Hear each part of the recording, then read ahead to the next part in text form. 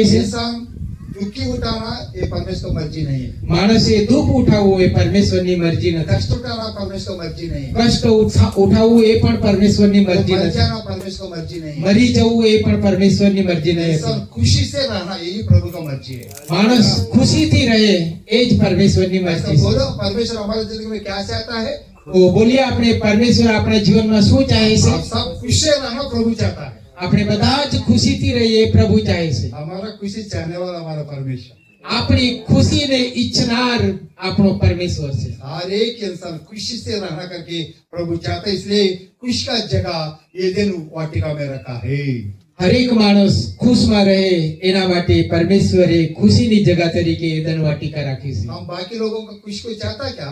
આપણે બીજાની ખુશીને ચાહીએ કે? हमारा बाजू वाला खुशी से तो हमको अंदर जलता है। બાજુવાળો ખૂબ ખુશમાં હોય તો આપણી અંદર ચલન થાય છે. उनका खुशी देखकर हमारा अंदर क्या जलन आता है, चलता है।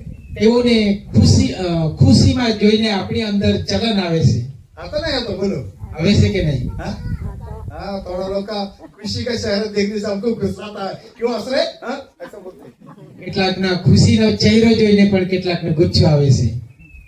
प्रभु क्या चाहता? बोलो પ્રભુ શું ઈચ્છે છે? हर एक इंसान खुशी से रहना यही प्रभु चाहता है। હરેક માણસ ખુશીથી રહે એ જ પરમેશ્વર इसके ચાહે द्वारा છે. प्रभु कितना अच्छा परमेश्वर है पहचानो।